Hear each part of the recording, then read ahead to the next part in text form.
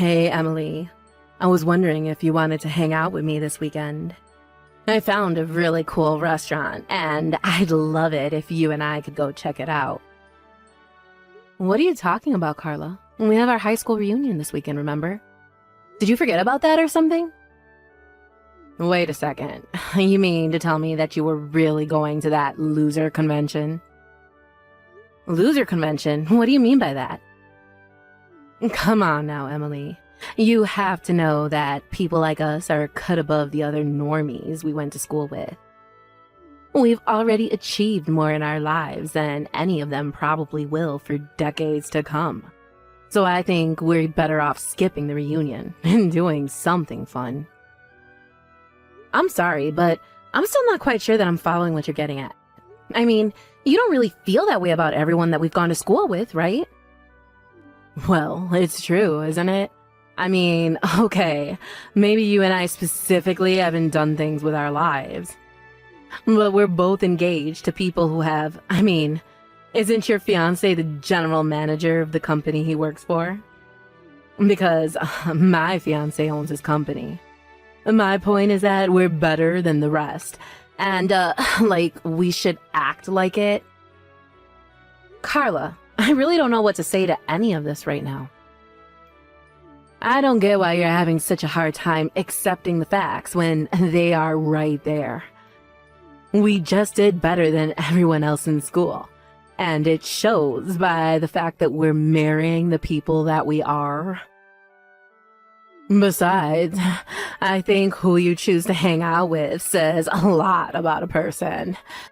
And if you're still hanging out with people from high school who've done nothing with their lives, instead of your more successful friends, then, well, it's just not good. I'm sorry, Carla, but I think the only thing that's not good around here is your attitude. I still keep in touch with plenty of people from high school, and some of them are my dear friends.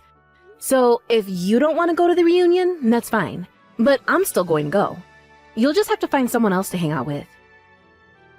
You've got to be kidding me. You're not serious about this, are you? I am, and I don't think that you're a very good friend if that's really how you think of people. So please, don't try and lump me into the same camp as you. And one more thing you should know, I actually broke off my engagement with my fiancé last week. Hold on a second. You mean to tell me that you were going to marry a general manager and you broke it off? Besides, I heard that your fiancé was in line to inherit the whole company since he's the CEO's son, after all. Well, a lot happened between us and we realized the marriage just wasn't going to work out. But I'm free next month if you want to try and hang out, just the two of us then. I can let you know what times I actually have available in a little bit. You think I would ever lower myself to hang out with you now? What is that supposed to mean? Haven't you been reading any of my messages at all? It's all about who you know and who you're seen with. And if you're not a winner like me, then I really shouldn't be wasting my time talking to a loser like you. So now, I won't be hanging out with you anytime soon. Hey, Emily. I just walked outside my door and found all kinds of cooked food on my doorstep. And it's basically all the things that I love to eat. Even some of my favorite snacks are in here too. Did you leave all this here for me? Wow, you found all that a lot faster than I thought you were going to. But yes, I was a bit worried about you, so I went out and got you some treats. Wait, what? What do you mean? Why were you worried? Well, you're always talking about how busy you are with work and how you barely even have time to eat. So I just thought it'd be nice and bring some food straight to you. But I don't get it. We broke up, right? We even called off our engagement, so I don't understand. Especially after the reason why we had to break things off was so ridiculous. I'm surprised you still want anything to do with me. Hey, it's not like I don't get why we wouldn't have worked out. You started a company with your friend and it all went belly up. You were the one who told me that you just couldn't marry me like that. So in a way, You kind of did it all to yourself. But what other choice did I have but to call it off? I mean, I wanted to give you the world. I was planning a huge wedding for us, but then my friend screwed up our big project and our whole company fell apart. And after that, we lost all of our contracts. And on top of all of that, my friend took the rest of our funds and ran off, leaving the company on the verge of having to declare bankruptcy. Yes, Barry, I know. You've told me the story at least 1,000 times. But what I'm surprised about is that you haven't gone to your parents begging for help. You told me that you didn't want them to keep bailing you out and that this was something you wanted to try on your own. Well, I don't know what else to say. I guess I'm just a bit of a prideful guy sometimes. But either way, I can't believe that our 5 years together had to end that way. I came into your life, made a big mess, and I had to pull out like the loser that I am. I'm just so sorry that I've probably ruined your life too. Barry, no offense, but I'm not the kind of person to let a breakup ruin my life. I am sad that things went the way they did, but not even you have the power to ruin my life with your presence or lack thereof. What do you mean by that? I mean, that I don't care that we're not engaged anymore. But it doesn't mean that I don't care about you. You're still important to me, and I want to try and remain friends. After all, I think it's great how even after being betrayed by your friend, you're still trying to pursue your goals. That's why I felt like I just had to bring you something to eat. I mean, you've been working so hard. And knowing you would probably work all night without taking a bite before you even realized it was morning. So, at least eat something before you finally go to bed. Otherwise, you're just going to be good to no one. Thank you so much, Emily. I don't know what else to say, except that I still feel like I don't deserve this from you. Well, I say you are, and that should be good enough. But anyways, have you still not been able to get a hold of your friend? I mean, what do you think he's going to do with the money he took? I don't know because I still haven't heard from him. Although, I wouldn't be surprised if he just kept his phone on mute or even changed his number at this point. I even think that he might have moved away, but it's not like I can put out an APB or something. Especially not with a name like Jack Smith. Wait a second. Jack Smith? You know, now that you say that, I think I have a friend actually engaged to a Jack Smith. Oh, really? I wonder if it's the same person. That would really be some odds there. But you never know with these things. Well, how about I send you a picture of him? That way, if you ever find out that they're the same person, just let me know. Okay, sounds good to me. Anyways, good luck with the rest of your work. And you better eat something or else. Got it? Carla, what is the matter with you? Why would you do this to me? Why would you throw all this water on me? Aw, I'm sorry. I was just trying to think of a way to make you go home, and that's all I could think of. But this is what you get for not leaving when I told you to the first time. I just had to do something to make you go away, you know? No, I don't know. And just why do I have to go home, huh? I thought you invited me to your wedding because we were friends. Why even send an invite if you're just going to tell me to go home? You're almost right there. I almost saw you as a friend. But then you revealed to me that you were nothing but a loser. When I heard about how you broke off your engagement, I instantly started to regret inviting you here. And so, when I saw you arrive this morning, I knew that I had to do something. You could have just told me before I got there that you didn't want me to come. You didn't have to dump a bucket of water on me like some kind of middle school prank. I have had enough out of you. We're not friends, got it? I wouldn't want to be friends with some poor nobody like you anyways. I mean, you were so close to marrying so rich, and then you screwed it all up. You really think I'm poor? Is that what this is about? Well, of course you are. But then again, there aren't many women who I don't consider too poor for me at this point. But that's all their fault for not marrying rich like I am.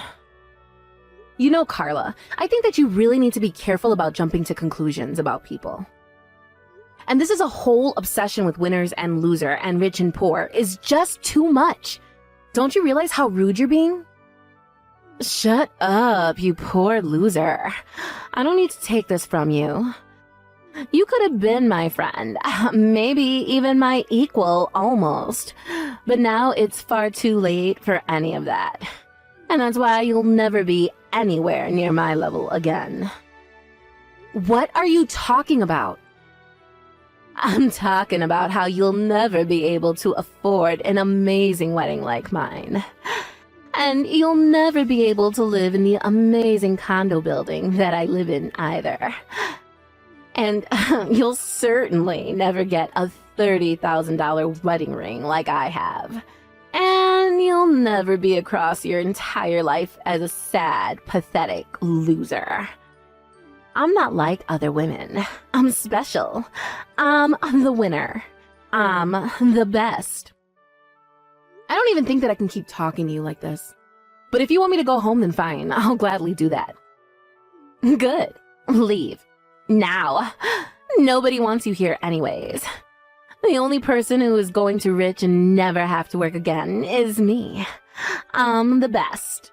I'm number one. Except that you know your husband is here apologizing to me, right? What on earth are you talking about now, loser? Well, that's the thing. Your amazing winner of a husband is here on his knees begging me for forgiveness. He's still here in his tuxedo right now. I don't think I've seen a man do anything like this in a tux. It's kind of hot, actually. Literally, what are you talking about? Why would my husband be apologizing to you? Well, because you did something he feels that he needs to say sorry for. Of course, I don't see any reason why I should forgive you. Have you actually gone crazy or something? Start making sense now. I guess he's also very sorry because he ruined my engagement and ran off to get married himself. Hold on a second. I am so lost here. I mean, all I did was pour a little water on an unwanted loser.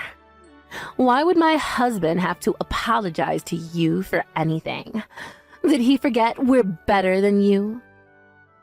You don't get it. This is much bigger than you and your dumb prank. You see, it's your husband's fault that my engagement was called off. That's why he's here begging. But how? I still don't get it. Well, because it's his fault that my fiance Barry and I had to call off our engagement. You see, Barry and Jack started a business together. But your new husband Jack made some pretty huge mistakes that ended up costing the company a lot. But instead of taking responsibility for them, he stole the rest of the company funds and ran off. My fiance Barry was embarrassed and crushed that he said he wasn't worthy of me and called off the engagement.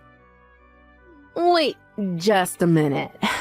You're telling me that my husband and your fiance started a business together? This is the first time I'm hearing about this. I didn't have too many details about what happened either, but Barry mentioned the name of his partner, and I realized it was the same as your then fiance. I thought it might have been a coincidence, but then Barry showed me photos of them together, and I knew they were one and the same. Anyways, I confronted Jack in the changing room, and he admitted to it all. So naturally, I informed the police. But don't worry, I know that you want to have your wedding, so I told them not to show up until after the vows had been exchanged. But I guess I won't be here to see it since I'll be going home. But I hope the two of you get what you deserve. But you can't be serious, right? You really didn't do that, did you? Well, especially after you poured that water on me, Jack came running after me, begging me not to call the police. He heard about what you did to me, and that's why he's here begging on his knees for mercy. This can't be happening. Jack can't be going that to you. My husband would never. Well, I'm afraid he is. Of course, the whole situation was made much worse by the way you treated me. But anyways, the police have already been informed, so it's too late to change anything now. Oh, come on. You don't have to do this. I would be less concerned about that and more worried about wrapping up your wedding before the police get there. Emily, thank you so much. I can't believe you managed to track Jack down. You don't know how much worrying you just saved me. Well, it really all was quite lucky, if I'm being honest. But anyways, I'm just glad that we could find him. Anyways, what about you? How are you doing? Are you eating like I told you to? Yeah, don't worry. I've been eating out of that care package that you sent me, and I feel like a new man now. Some other good news. I feel like I might be able to restart my company. Really?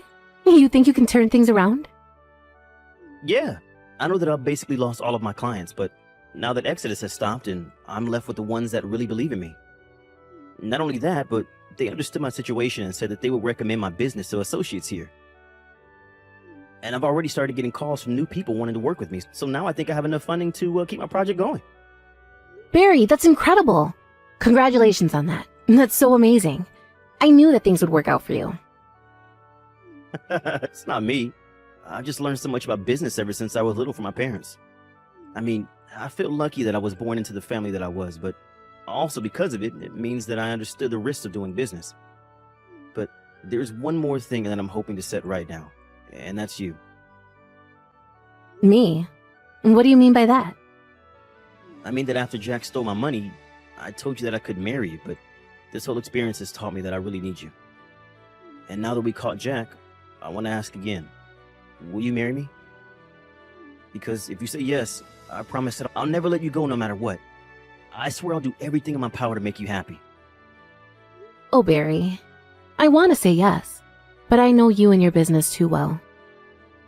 How about you focus on your company first? I know that things are looking good now, but you need to make sure that they stay that way.